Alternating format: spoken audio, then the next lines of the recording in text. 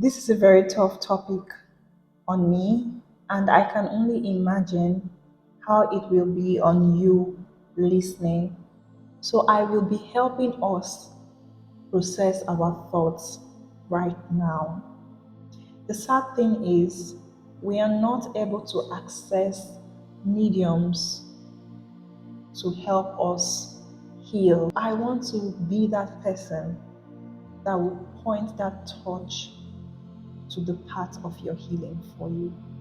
If you give me the opportunity, I am so honored to do this. Regardless of how deep you feel, how hurtful what your situation is, I guarantee that you will feel a lot better after listening to me. But if you're not willing to listen yet, that's very okay. There is no timeline for things like this. Take your time, be truthful to yourself, and whenever you're ready, I believe this video will always be there for you to go to and listen. Are you bereaved? Have you lost a loved one? Are you suffering from one ailment or the other? Could it be terminal diseases? Are you physically impaired and unable to perform functions that you naturally should be able to? What is that problem you're facing that has caused you humiliation? Have you been wrongly accused and it seems like you do not know how to handle these painful emotions? I can help you. Grief is a deep feeling of sadness and emotional pain.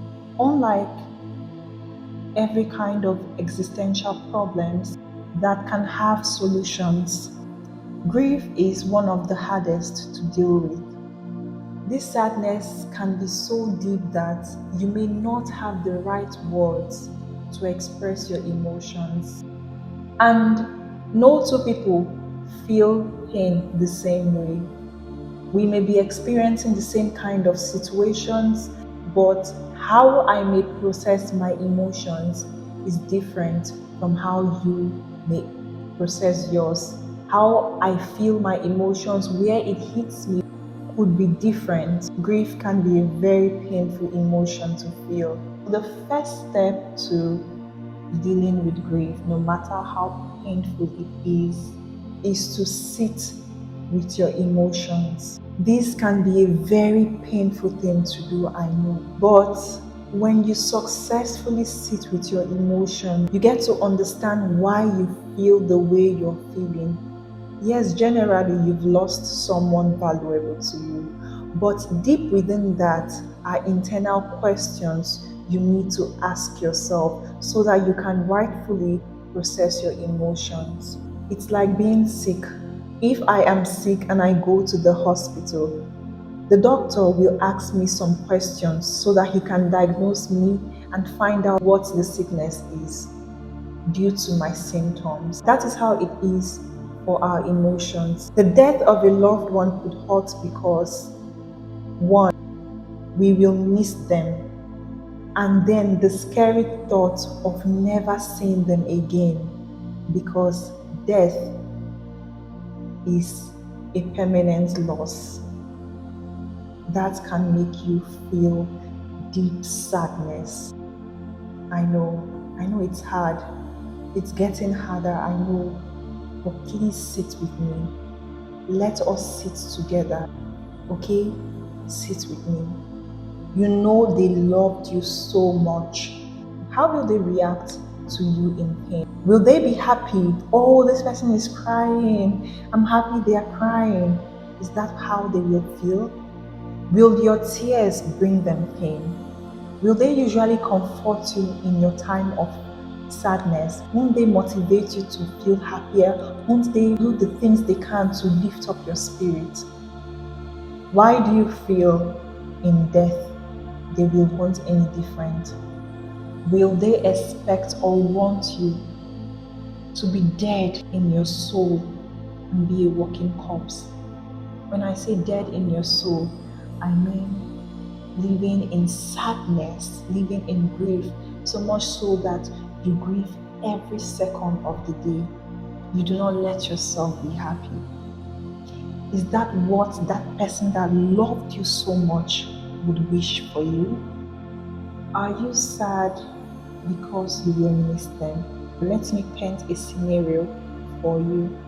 Do you know there are families that don't communicate with each other? I'm not likening this to death, no, because it's more consoling to feel like whenever you can talk to this person, they are available for you to talk to, no matter how long.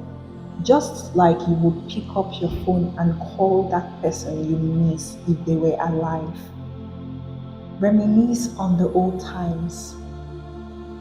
Sit back and think of the times when they were here and how beautiful the moments were. Fill yourself with happy thoughts of them. That's why I say sit with your emotions. If you don't sit with your emotions, when you think about the old times, you do it in pain. But when you sit with your emotions, even if it gets painful, you will still find some joy there. You're strong. You came this far. I am so proud of you. Let's proceed. The circumstances that surrounded their death can also cause us deep pain. Circumstances can include factors like how did they die? At what age did they die? Did we think they lived fulfilling life? Did we get to be with them? You know, these thoughts can cause us pain. Death is death, and no matter how it happened, it is still death. Whether we went young, or we were old, or we had an accident, it doesn't really matter in the end. So rather than wallowing in sadness, channel that strength in accepting the fact that this person's time is up and they left, and you're still here. Make the most of it. If you're sad because you feel they led unfulfilling lives, start living a more fulfilling life. Try as much as you can to live for two, to live for three, depending on how many loved ones you've lost. Wouldn't they expect you to live your life and theirs too? What are those things that you feel if they were here and you did, will put a smile on their faces? Start from there. Even if it is once a week, once a month, take it at your pace, but try to eventually start living again. Death should make us know that our time on earth is borrowed. We feel hot because of the mystery and fear that surround death. We are there. What is death? We can find ourselves trying to think about death and its mystery. The feeling of eternity, whether it is true, and if it's true, will they make heaven? These thoughts can cause us pain. We subconsciously empathize with them. As scary as this thought seems, accept it. Death is a necessary exit from this journey of life. We're all on a journey, and like every journey, there is a destination. And death is that destination that we will all arrive at. Remember, people have died before us. Even Christ our Lord died. We will all live here someday.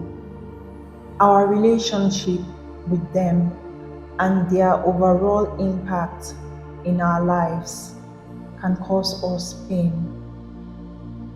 They could have been your best friend, your sister, your husband, your wife, just any kind of relationship, their roles in our life. They could be that shoulder you could always depend on in time of crisis. It could be the next person you could run to when life gets tough. So most times you do not even know that the reason why you're hurting is because of this or is because of that. Most times, there is no explanation for grief. If you sit with your feelings, you get to be able to process them better. Processing your feelings helps you deal with grief in a healthy way. As painful as grief is, it can also push us to do damage on ourselves and bring about hurtful thoughts. Grief can make you suicidal. Processing your emotions helps you channel your grief very well. When you lose a loved one, the wound is like an empty bucket. Grief is almost similar or as deep as this. Imagine that this is your wound. It's so deep. When you start making every day count, you're not making every day count because you want to replace this person in your life. No. But you're dropping more memories into your mind that will help stimulate your emotions better. In making every day count, you lose a friend, you make every day count. God gives us more friends.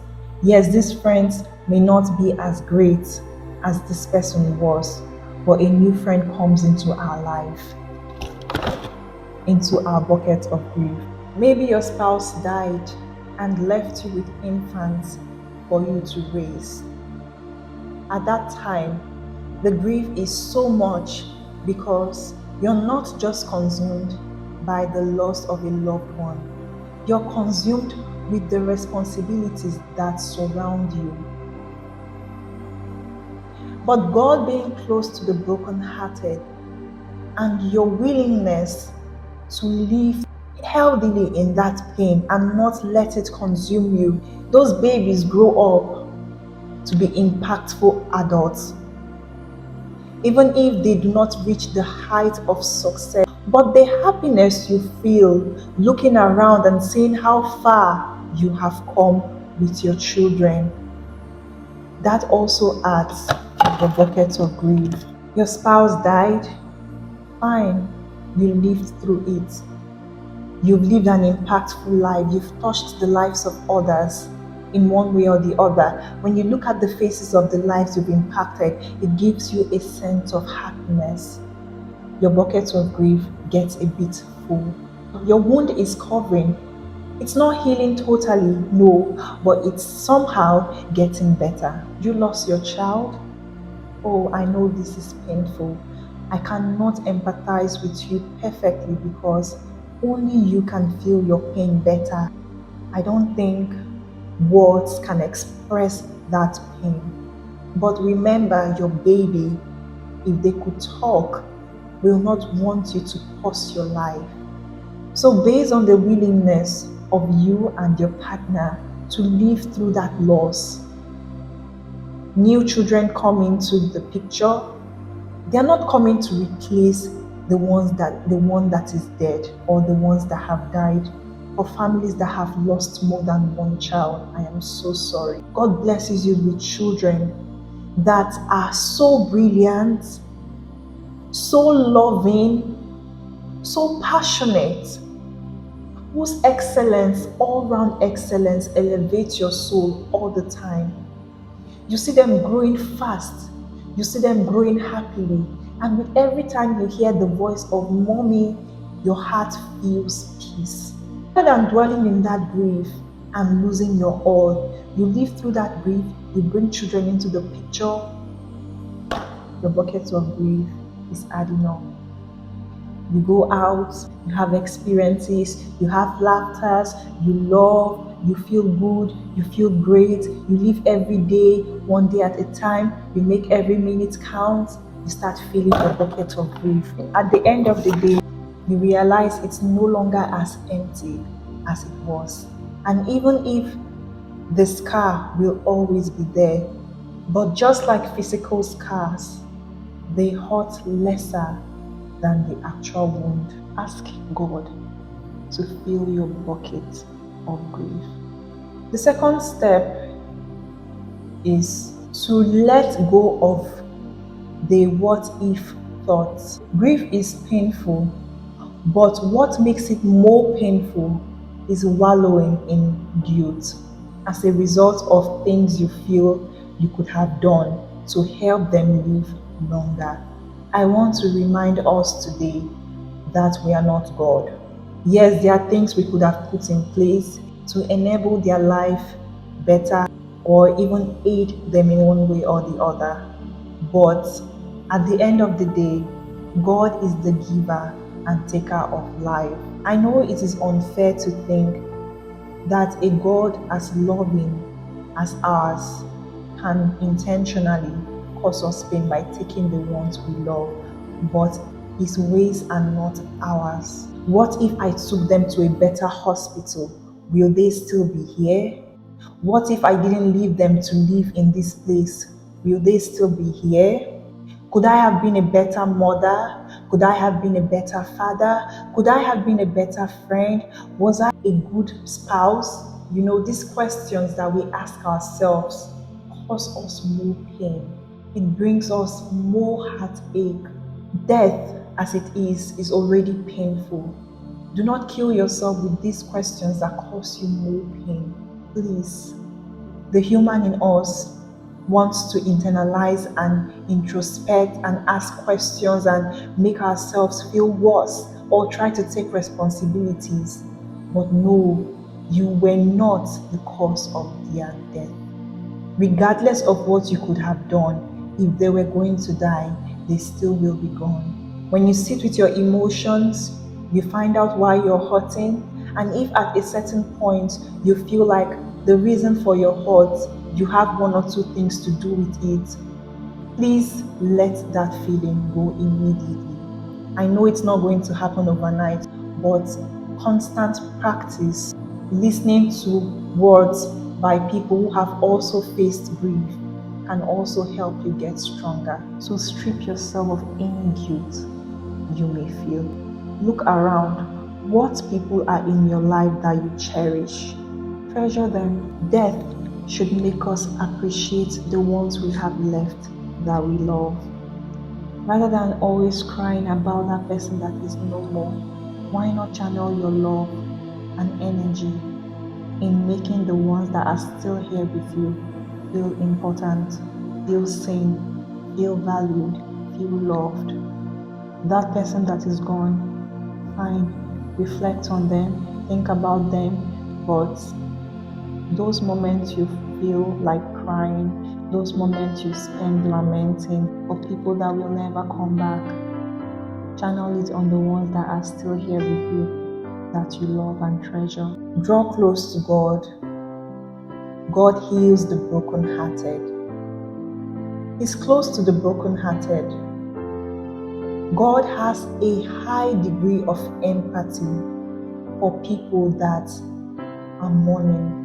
God lost his only begotten son to death. Whether Jesus rose, it doesn't make the fact he died invalid. The times when you feel like the punches of grief is hitting on you and pushing you down in your soul, pushing your spirit down, even if it's just 2 words, God, help me. Sometimes you don't know what you're feeling because it's easier to pray when you have the words pouring out. When you have the right words to express your feelings, we feel that is the best time to pray. No, but a simple God, you know where it's hurting. You are the healer of all things. Please touch my heart and heal me. God will do it for you. By finding purpose in that pain. What better way to handle grief than helping people who are grieving? It takes a lot of strength to do that. But I know you're strong. You're still here, trying so hard to live. You're still listening to me because you're strong. It takes strength to come this far. How can you find purpose in your grief? Be an elder sister in grief. There have been people that have lost loved ones. Help them process their emotions better. Find out if there are people that need shoulders to cry on.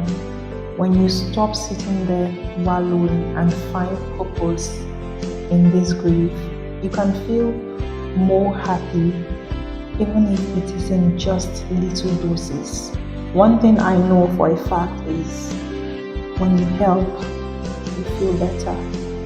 When you feel like a reason for someone's happiness, it consoles you. Grief gives us empathy. Grief makes us more open to the feelings of other people. It is through grief that you know that when someone has lost something valuable, whether it's a person or a physical possession or a social status or something, you know that it hurts. It makes you be in a better place to help people who are going through similar pain. Remember, our time on earth is borrowed, and whatever we give, the measure we give is the measure we will get. So in helping people, you may not know, you may not see it immediately, you may not even feel like it, but in every day, channel your energy, your love, your resources, whatever it is you have to offer to help another person in similar situation feel better. Someday, you will wake up and realize that it doesn't hit as much again.